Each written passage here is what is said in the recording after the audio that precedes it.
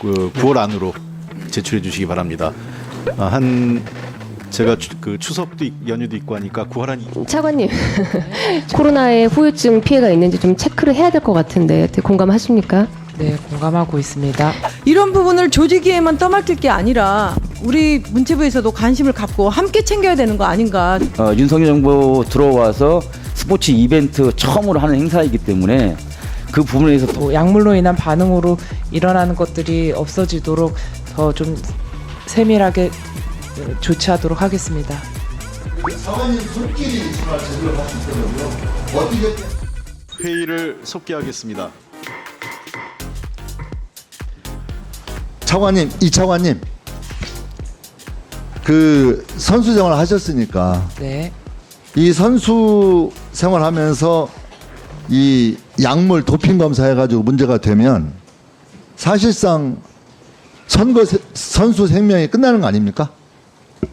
네, 그렇습니다. 그렇죠? 예. 상당히 심각하고 중요한 문제고요. 제가 이 자료를 보니까 한국 도핑 방지위원회 자료를 보니까 전문 체육 선수의 도핑 방지 규정 위반에서 25건이 됐고요. 그다음에 학생 내지는 동호인 이렇게 다 합치니까 2만 건이 또 적발되는 사례가 있다고 그래요. 그러니까 문제는 의도적으로 악용해가지고 하다 문제가 되면 저는 강력히 처벌을 해야 된다고 생각을 합니다. 근데 문제는 교육이 안 돼 있어가지고. 그렇죠. 문제가 된다면 그건 너무 억울할 것 같아요. 그래서 제가 그러면 이 도핑방지위원회 차원에서 교육을 이제 잘하고 있는지 확인해 보니까 실제 그 교육 효과 또 교육 결과 이런 것들이 잘 안 되고 있어요. 그래서 예산을 쓰는 거 물어보니까 실제 1만 4천 명을 교육하는데 1억 원, 그리고 사후 모니터링 하는데 1억 원, 2억 원이 총 배정돼 있습니다.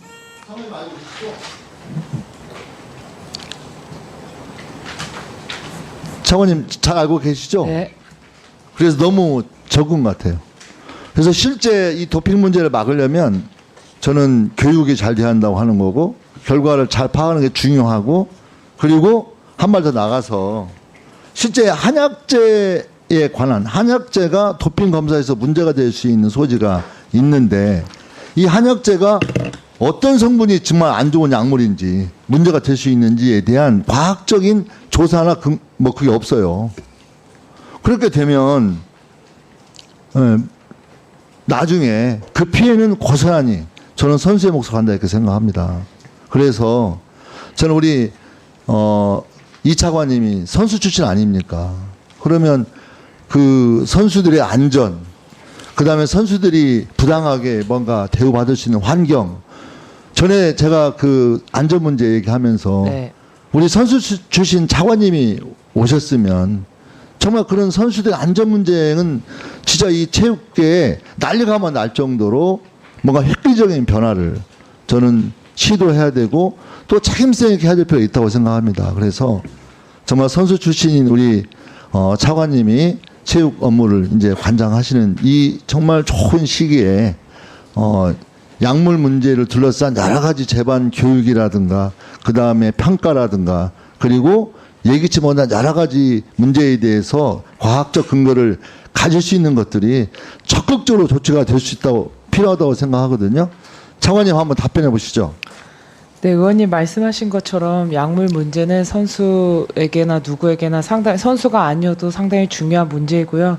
그 부분에 있어서 교육 효과라든지 결과가 지금 많이 부족하고 또 그거에 관한 사업이 부족하다고 말씀하셔서 저도 좀 더 촘촘하게 선수들이 정말 알고 했던 모르고 했던 여러 가지 그런 경우의 수가 있는데요. 그런 사전 교육을 좀 더 강화해서 많이 이러한 약물로 인한 반응으로 일어나는 것들이 없어지도록 더 좀 세밀하게 조치하도록 하겠습니다.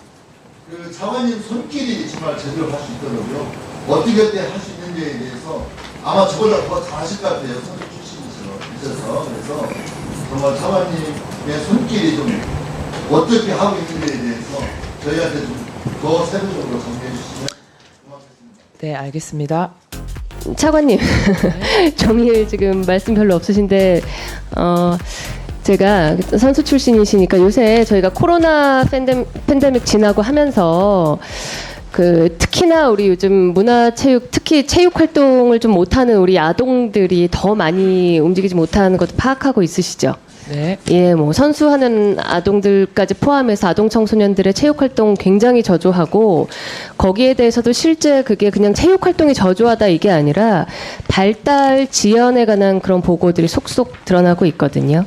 이 부분에 관해서 우리 문체부에서 조금 점검을 해가지고 범위가 얼만큼 뭐 피해 코로나의 후유증 피해가 있는지 좀 체크를 해야 될 것 같은데 공감하십니까? 네, 공감하고 있습니다. 예, 그거 한번 체계적으로 챙겨서 아동들 학교 체육이 어떻게 진행되는지 그 이후에 학교에 입학하지 않은 아동들에 대한 일반 체육은 어떻게 좀 되는지 좀 파악을 해주시고 챙겨주시기 바라겠습니다. 네, 그렇게 하도록 하겠습니다. 예. 이모경 의원님 질의해 주시기 바랍니다. 이게 지금 제가 문체부와 강원도의 자료들을 확인해 보니까 아직 지금 경기 시설들의 평균 공정률은 65% 정도이고 임시 간중성 및 부속 시설 등 대외 오버레이 시설 공사도 불과 지난 8월 초에 조직위에서 긴급 발주한 것으로 확인이 되었어요. 그리고 대회 후원도 매우 부족합니다. 조직위의 대회 후원금 목표액이 원래는 55억 5천만 원을 목표액으로 세웠는데 이게 지금 현재 50%도 채워지지가 않은 상태예요. 이런 부분을 조직위에만 떠맡길 게 아니라 우리 문체부에서도 관심을 갖고 함께 챙겨야 되는 거 아닌가, 저는 이 말씀을 꼭 드리고 싶고요. 장미란 차관님께서 장관님의 짐을 좀 덜어드리는 차원에서 현장을 직접 방문하셔서 이거를 좀 추진해 주셨으면 하는 바람이고. 이영 의원님 질의해 주시기 바랍니다. 지금 우리가 2018년도 평창 올림픽 끝나고 나서 대부분의 평창 올림픽 시설들이 기준과 어떤 지침 없이 난무하게 운영되는 경우가 굉장히 많습니다.